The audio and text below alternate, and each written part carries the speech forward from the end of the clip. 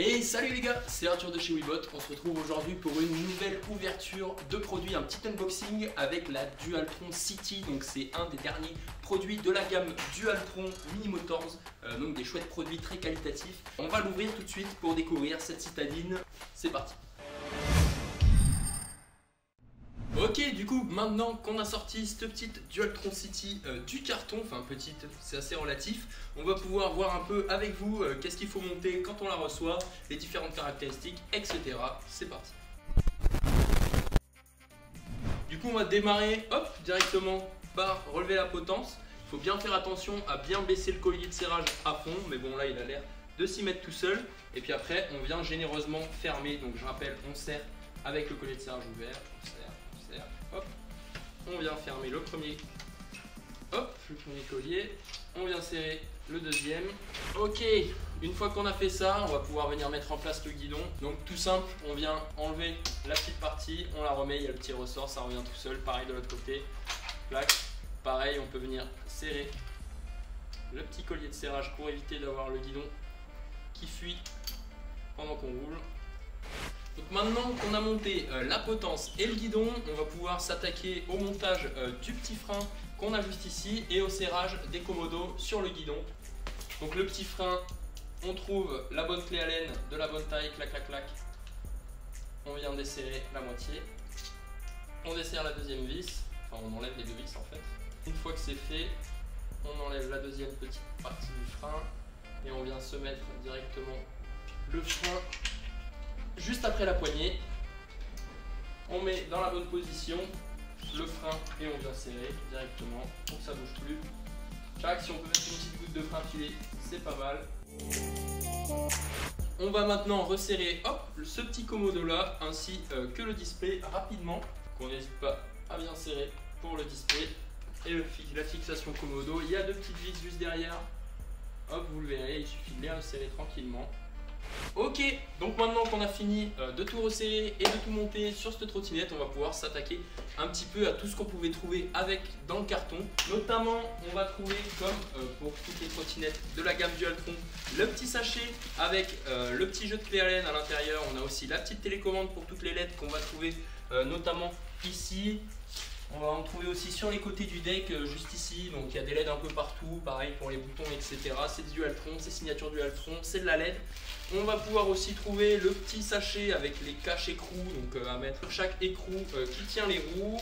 Quoi d'autre? On va avoir la petite partie du chargeur, le chargeur qu'on a aussi à côté. Donc c'est un chargeur de 1,7 ampères si je dis pas de bêtises, 1,75 ampères, donc c'est ça, je suis vraiment pas loin, donc c'est du chargeur classique. On est sur du port de charge Dualtron classique avec les trois branches au milieu là. On a une petite paire de clés qui était attachée au guidon juste ici à ce système de pliage. On va venir voir ce que c'est plus tard, c'est très intéressant, vous allez voir. Donc sur cette trottinette qui est frappant directement aux premiers abords quand vous la sortez du carton, en tout cas de mon côté ce qui m'a vraiment frappé c'est la taille des pneus par rapport à la taille de la trottinette, notamment la potence qui est assez courte avec ces pneus de 15 pouces là qui sont vraiment gigantesques. Comme je le disais en introduction, c'est une trottinette citadine qui a mis en place la gamme Dualtron, donc c'est vraiment un pari qu'ils ont pris de faire une trottinette citadine et performante. Du coup c'est vraiment une super trotte. Il faut savoir qu'elle a une vitesse de pointe d'environ 70 km/h, ce qui est vraiment pas mal. C'est une batterie de 60 volts 25 ampères, on en reparle tout à l'heure. Vous avez 110 km d'autonomie avec cette trottinette selon le constructeur. Attention, je rappelle que l'autonomie est toujours donnée par le constructeur en mode éco avec des conditions météorologiques favorables. Donc ça veut dire que vous pouvez diviser cette valeur par 2 pour avoir votre autonomie réelle à peu près. Donc ça vous fait environ 60 km en conduisant, en pouvant y aller sur la conduite quoi. On va pouvoir trouver au niveau du système de frein, donc je vais vous tourner pour que vous y voyez mieux. C'est du zoom, c'est du frein zoom, donc c'est du frein hydraulique qui a déjà fait ses preuves plein de fois. Donc c'est des freins qui sont très utilisés notamment sur la Nami, etc. On va avoir des disques de frein juste ici de 60 mm en aéré. Donc ça va éviter que ça se réchauffe, donc 160 mm c'est la taille aérée, c'est le fait qu'il y ait les trous à l'intérieur, ça permet que quand vous roulez, l'air vient refroidir naturellement votre disque de frein et ça réduit la surface de contact donc les frottements qui produisent de la chaleur. On a un produit ici qui fait 41 kg, donc c'est plutôt lourd. On va pouvoir grimper avec ce produit des pentes jusqu'à 25%, donc pas mal de couple, une force de franchissement assez conséquente. Et enfin, donc on a une trottinette ici qui est bimoteur, donc avec 2 moteurs, un à l'avant, un à l'arrière. Je rappelle que les moteurs sont dans les roues, 2 moteurs de chacun 1000 watts, donc c'est vraiment pas rien. C'est un petit monstre, voilà, donc il y a vraiment moyen de s'éclater avec cette petite trotte. J'ai très hâte de l'essayer, en tout cas, elle est vraiment très jolie, vraiment un petit coup de cœur de mon côté. Ok, donc maintenant on va s'attaquer directement au paramétrage du petit display. Du coup on va regarder ensemble. Allez, c'est parti, on va s'allumer la petite trottinette, hop, d'un coup avec toutes les petites lags. Ok, et ben c'est parti, on va y aller. Quand on arrive sur ce petit display directement, on va pouvoir, en appuyant sur mode, voir notre odo, donc le kilométrage qu'a fait la trotte depuis qu'elle est sortie de l'usine. Ça, c'est le voltage de la trottinette, donc il reste. Donc là, on voit qu'il y a 58 volts dans notre trottinette encore. Donc je rappelle que se fier au voltage, c'est toujours un peu mieux que se fier au pourcentage de batterie.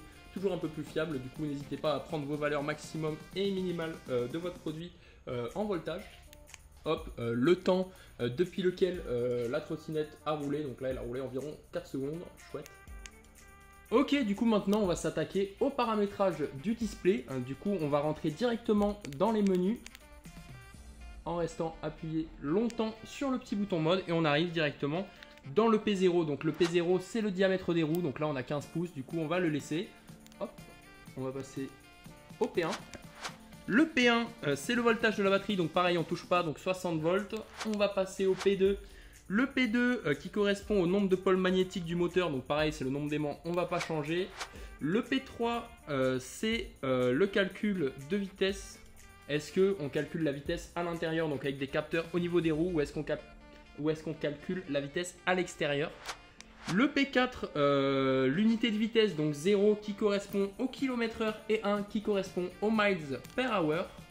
Ok, on va passer du coup au P5. La méthode de démarrage, donc 0 à la gâchette d'accélération et 1 le kick and start. Moi, je vais le passer en 0. On va passer au P6. Le P6, c'est le régulateur de vitesse. Donc, quand vous restez appuyé sur votre gâchette, à la même vitesse pendant environ 3-4 secondes, il va se bloquer à la vitesse et après vous avez juste à appuyer sur le frein pour enlever le régulateur. On va pouvoir passer au P suivant, c'est le P7. Le P7, c'est la vitesse au démarrage, donc de 0 à 5. Plus la petite valeur que vous voyez ici est haute, plus le démarrage sera puissant. Hop, on va passer au P8. Le P8, c'est la puissance monteur, donc est-ce que vous voulez brider votre trottinette ou pas? Donc c'est pas le débridage de la trottinette, mais c'est combien de puissance du moteur, combien de pourcentage de puissance du moteur vous pouvez utiliser, vous voulez utiliser notamment. Hop, on va passer au P9 avec le mode économie d'énergie. Donc plus la valeur est haute, plus l'économie d'énergie est haute et ça influence la vitesse maximale. Hop, ok, on va passer au PA. Le PA qui correspond à la force du frein électronique. Donc moi je vais le monter un peu parce que j'aime beaucoup le frein électronique. C'est le frein régénératif que vous connaissez qui va venir injecter le courant dans le moteur dans le sens inverse qui va faire remonter un petit peu votre batterie. On va pouvoir passer au PB du coup. Le petit PB qui est l'intensité du rétroéclairage du coup du LCD de 0 à 5. Donc voilà, on va le mettre au maximum.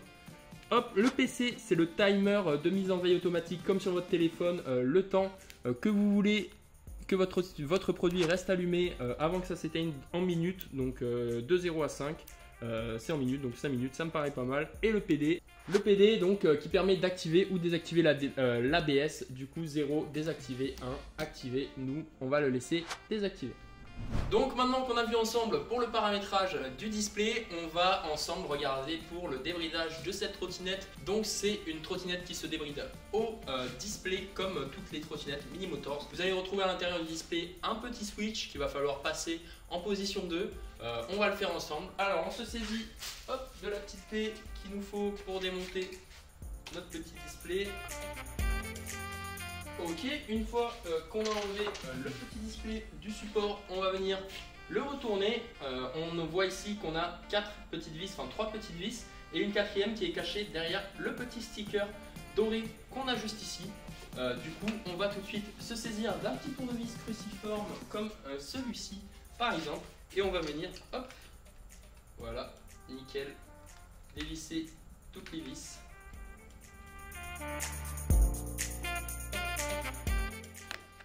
Hop, on met les petites vis de côté pour éviter de les perdre.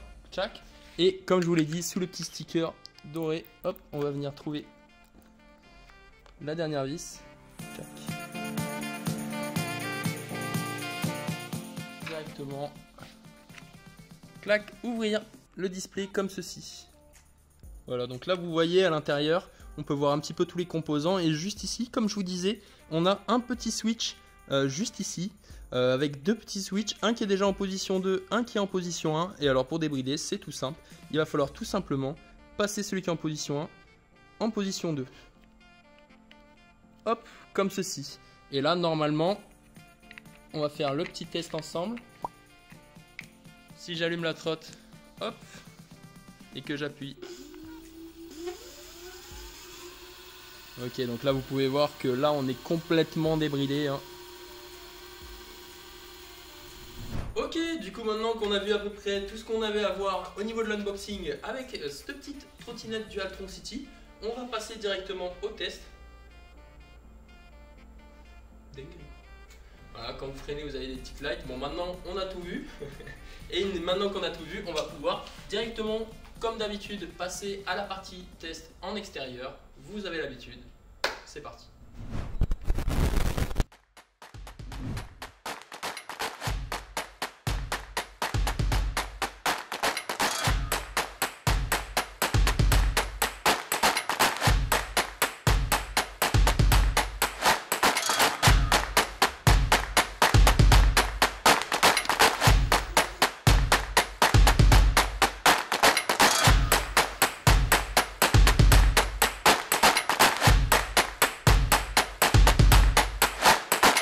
Sur ce, j'espère que cette petite vidéo vous aura plu sur la petite Dualtron City. Moi j'ai vraiment kiffé cette trotte. Ça faisait longtemps que j'avais pas essayé une trotte de qualité comme ça avec des caractéristiques qui sont vraiment étonnantes, hein, notamment le design, les roues, enfin c'est assez incroyable avec pareil beaucoup de coupes, le petit pad de commande juste ici.